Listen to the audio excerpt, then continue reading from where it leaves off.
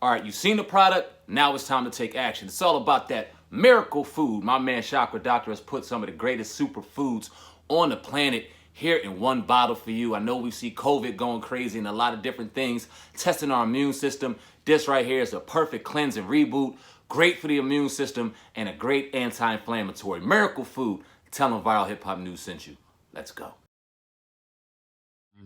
Now, a lot of people don't know. I'm sure some people do that you were one of the first black directors.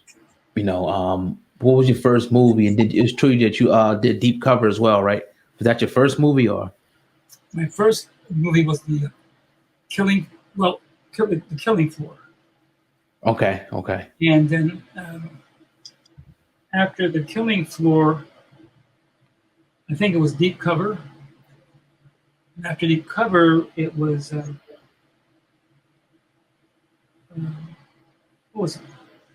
Cemetery Club. And after that, Hoodlum.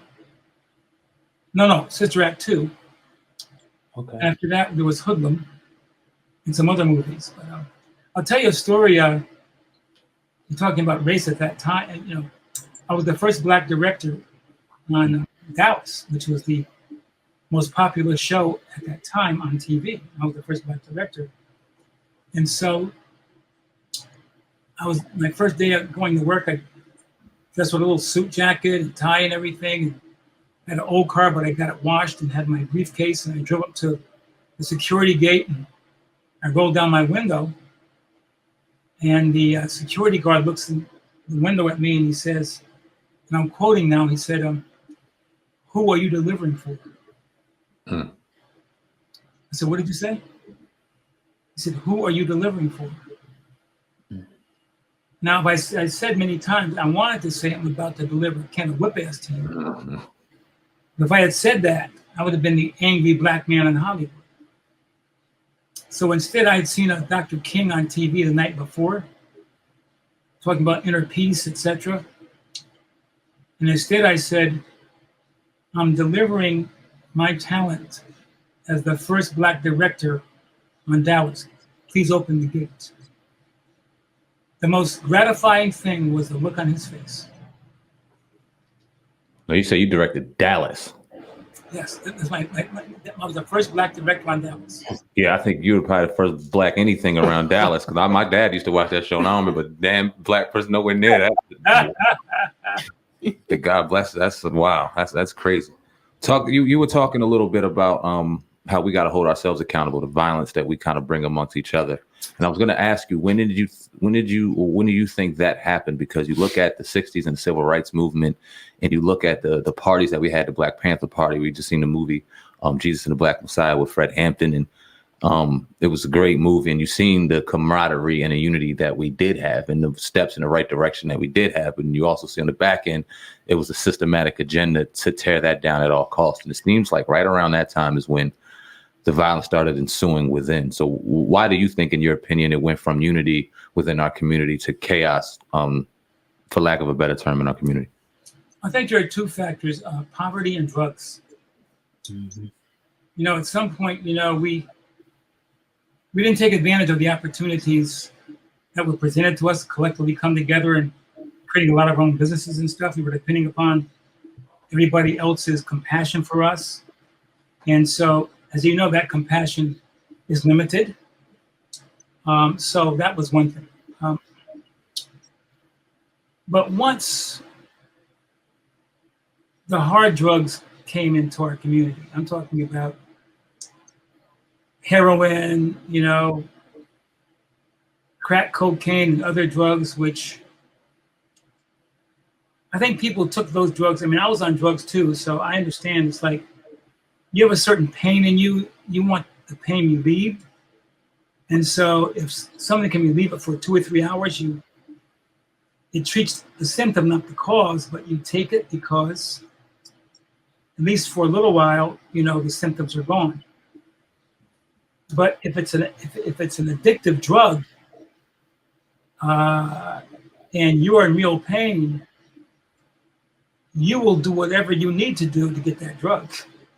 Mm-hmm. To relieve that pain. So if it means shooting you or killing you or whatever, to get that money for my drugs, I will do that. Also, a lack of fatherhood in our homes. A lot of black women are raising black men, and it's.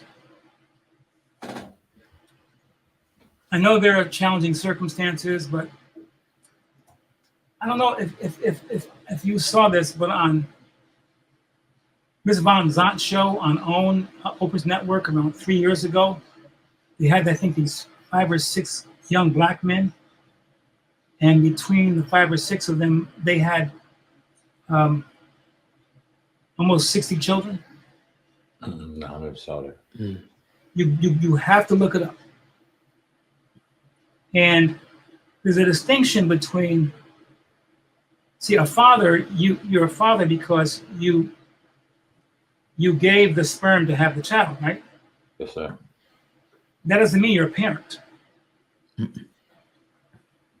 A parent and a father are different things. And so we have children, but as black men, what percentage of us take care of our children? And I have friends who tell me, when I ask them this question, someone have 4 and 5 kids, someone will actually say to me, that's the only power I got. Wow. Yeah. Now, your first movie, Car Wash, when you played a black Muslim revolutionary, how'd you land that role? And can you take us back to that time? I had a really good friend called Michael Schultz, and he and I were friends in New York. And he and Ivan Dixon, who's a great actor and a great human being, collaborated on Car Wash. And when the role for Abdullah came up, Michael told me to come in and talk to them, and I did. And I got the role. And Michael Schultz is still a great director, a great human being. And as I think you know, he created Hooli High and a lot of other great movies, And so he was the reason I got Car Wash. Richard Pryor, the Pointer Sisters, George Carlin. I mean, just it was a blast. Absolutely. What did Richard Pryor talk about him? How was that whole experience? And a lot of people say a lot of things about him. So how was your experience? Richard Pryor was one of the most humble, funny people I've ever met. I mean, he was cracking up on the set. He was quiet sometimes, but when he said something, he was funny. And a really kind heart. He didn't come on as this big Richard Pryor guy. He came on as the Reverend Pimp he was supposed to be. And it was a collaborative experience. And he was wonderful. I enjoyed working with him. Now, another legend in the game, a legendary comedian and actor, and just pillar in our community when it comes to acting is Bill Cosby, and his name has been destroyed. It's not. I mean, it is what it is. As of late, and now he's sitting in prison at almost 90 years old, if he's not 90 yet. And you see this happening, and this occurrence is happening more and more. We see now T.I. and Tiny. I don't know if you're aware of that, but now they're going through their set of drama, and it seems like it's going on a lot. So what's your whole thoughts on that? It's Bill Cosby. It's not only Mr. Cosby, but I hope the day comes when there's equal treatment in terms of crimes. In other words, Bill Cosby is in prison. I think Harvey Weinstein, is he still on house arrest in his home, or is he in prison? I don't know. I think he's home. Yeah. He's still at home? I think so. I'm not sure. Damn, man, I don't know. I don't want And some of these other people who have done as bad or worse things than Mr. Cosby